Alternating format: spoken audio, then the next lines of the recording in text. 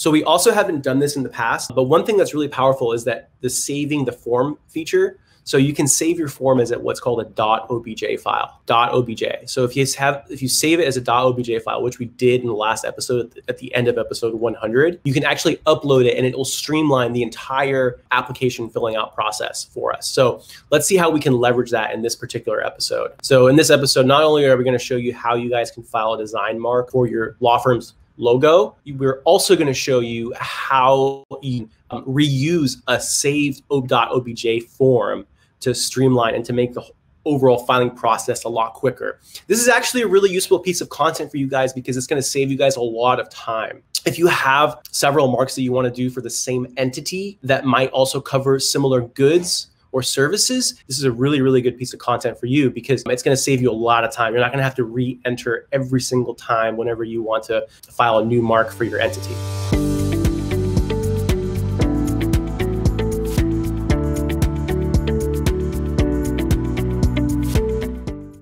Let's get started. gsdr.uspto.gov. So we're going to click on File Online, and then you're going to scroll down. You're going to click on Initial Application Forms, and then you're going to go down and click on Start Your Application in TIAS. This is going to take you to the trademark application page. Now, one thing I want to emphasize before we get into it is that if you guys are following along at home, this actual page is only presented to me at this stage because I'm already logged in. So if you're doing this following along on your own and you're not logged in, then it's going to prompt you to log in to uspto.gov using your uspto.gov account. Now, uspto.gov accounts don't cost anything. They're really easy to set up. So just set up your uspto.gov account. You'll be at this stage in no time. So we're going to scroll down. We're going to click on the standard, but this is where things get mixed up a little bit because what we're going to do is we're actually going to upload. So we're going to go down to here where it gives us the option to upload a previously saved form file. We're going to select the file. Here it is, AIPG-TO1. So today we're going to do AIPG-TO2. So we're going to do it on the actual design. Now I'm going to go ahead and click Continue.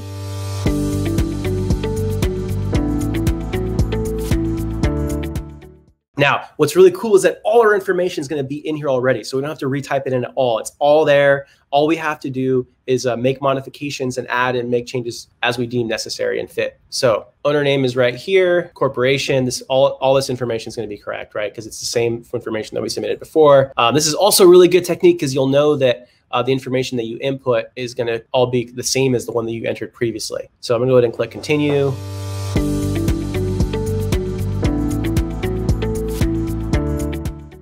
Here's the actual mark. Now, this is where we're going to actually mix it up. So here, this is where we're going to make the changes. So this was the first mark that we filed, and then we're going to do a special form this time. All right, so when we click special form, now it's going to give us the option to actually upload the logo. So again, I prepared it beforehand. Now the requirements, size requirements for the logo, basically 250 by 944 pixels. This is the logo that appears on all our content, all our materials. Okay, once we've attached it, now we have to include any literal elements. There are no literal elements, and we're not claiming color as a feature of the mark. So we're going to check this box. Now we have to explain what the mark consists of. Now I'm not putting in anything here because there's no literal elements. So now we got to say what the mark consists of. I really struggle with this particular one, but I'm just going to say a visual design of a molecule. Again, the examiner might have an issue with this description, in which case they'll require us to amend it. So I'm just going to keep it relatively vague, knowing that we might receive an office action requiring amendment. But again, that's good because we'll be able to create additional content around that. So I'm going to go ahead and click Continue. It's asking us if are we really claiming color as a feature of the mark. So this is good. This is a good exercise. So I'm going to go ahead and update the mark so that it is actually completely grayscale. I don't know what tools you guys have at your disposal, but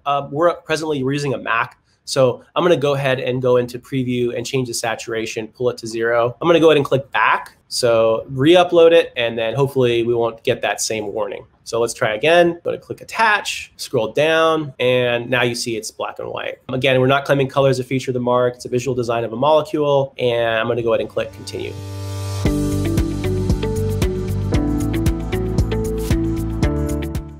So there we go. No more warning. We're going to be able to reuse all of this. This is what's really cool about this, guys, is we don't have to re-input the description of goods and services. So it's already saved for us because, again, we're using the same form. And also it saves all the dates, all the Section 1A information. We don't have to re-input it. Save forms. Use it in your guys' practice. It'll help you a lot if you're trademark practitioners or if you're business owners that do your own trademark filings. Use this technique. This is a really, really useful time-saving technique. So I'm going to go ahead and click continue. The one thing I want to emphasize, the reason I can do this is because all the information is in fact, the mark is in fact used in the same way across all our content. So we have this mark here, for example, and it's also on our Instagram. So I'm gonna go ahead and click continue.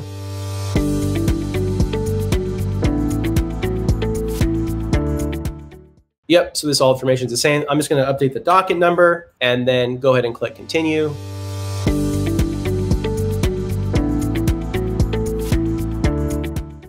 And this has all our contact information. Again, we're doing 2 classes, class 45 on legal services and class 41 on educational content around intellectual property. Now, this is the declaration saying that I believe that I have a right to use this mark in commerce. I've actually been using it in commerce, or not, I haven't, but the firm has, our corporation has, and I'm signing under penalty of perjury. So I can go ahead and sign this, and then I'm gonna go ahead and I'm signing as the president. Again, I'm signing it in my own capacity as the business owner. I thought it'd be more helpful to you guys if I did it as a business owner, since a lot of you I know have your own businesses. Once I mark the date signed and scroll down, then we should be good to go. I click validate.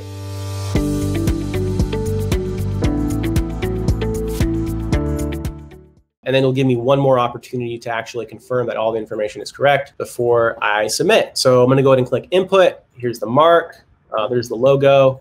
It's within those 250 and 944 pixels. Mark consists of visual design of a molecule. And here's our firm name, our website, California Corporation, legal services. This at least is early. Use in commerce date, use anywhere date. They're going to be the same as when we started using just the words Adibi IP group in this particular case. So the specimen description, same as episode 100. If you guys want to learn about that, go back and watch episode 100. But basically, remember for specimens, for web pages that serve as specimens, you have to include the URL and the date of access. Good reminder. You should double check, make sure that these specimens are in fact correct before you submit. In this case, we submitted business cards, and we also submitted screenshots of our website, as well as screenshots of our Instagram. So this is our application. Again, we're paying $550, and I'm gonna, in this episode again, take you guys all the way to filing receipt. So I'm gonna check this box here. This basically says that there's no refunds. You have no right to confidentiality. So once we submit, application will be live and pending, and everything in our application will be public. So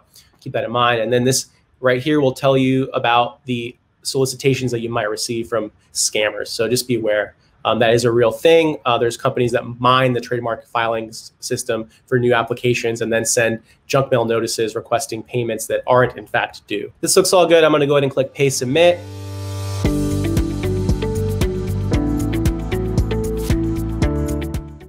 What I'm going to do is I'm actually going to finish this off, show you guys our filing receipt. Okay, so once I click credit card, I can input my credit card in here. All our information is already in here. Now, payment is accepted. There we go. Okay, so I can bring this back, and there you go, payment receipt. So there we go. This is our serial number, and we're good to go. So all you do is click View Save Receipt as a PDF file, save it in your files, and you'll be able to see it on tsdr.uspto.gov with this number in about a week. Actually, not a week, probably like a day or two. It's relatively quick. And you'll also get an email. So everyone that was supposed to receive a courtesy copy will also receive an email. So there you have it. For those of you guys who want to see the trademark filing receipt, I'll share it with you guys so you guys can see it. Here it is. Here's our receipt. So this is the application. This is for our design. So thank you so much for watching.